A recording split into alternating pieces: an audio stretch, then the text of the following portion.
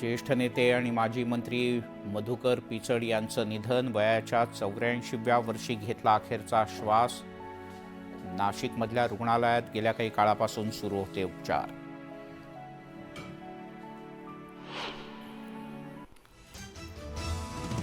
मनसे आणि आमचे विचार जुळतात. महापालिका निवडणुकीत जिथे शक्य असेल तिथे सोबत येता आलं तर प्रयत्न करू.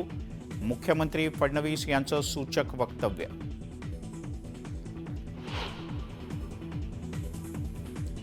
गृह मंत्रालयाच्या ऐवजी भाजपकडून शिंदेंच्या समोर 3 पर्याय. नगरविकास, महसूल किंवा जलसंपदा खात्याबद्दल शिवसेनेचा विचार सुरू. सूत्रांची न्यूज 18 लोकमतला माहिती.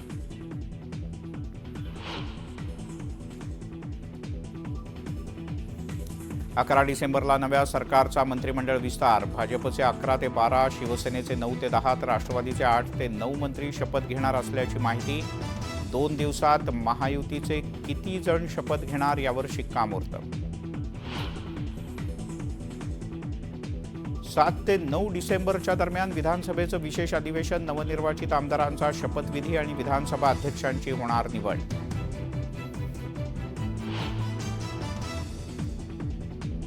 आरपीआयला मंत्रिमंडळात स्थान मिळावं. केंद्रीय मंत्री रामदास आठवले यांची पुन्हा मागणी.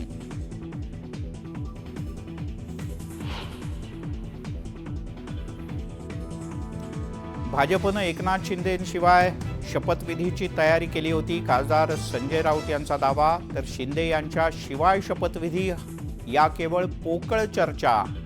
शिरसाट यांचं उत्तर.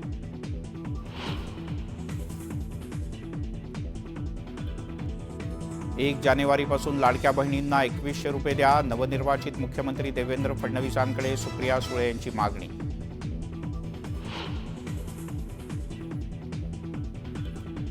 5 जानेवारीपर्यंत मराठा आरक्षणाचा प्रश्न मार्गी लावा. जरांगे यांनी सरकारला सुनावलं, नाहीतर पुन्हा आंदोलन उभारण्याचा इशारा.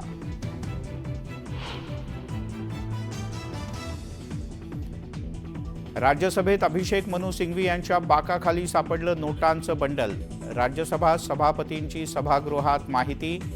सखोल चौकशीची मागणी करत भाजपचा गदारोळ. सिंघवींनी आरोप फेटाळले.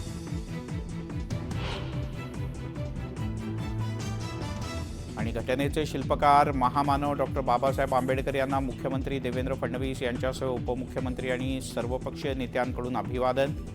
चैत्यभूमीवर उसळला भीमसागर.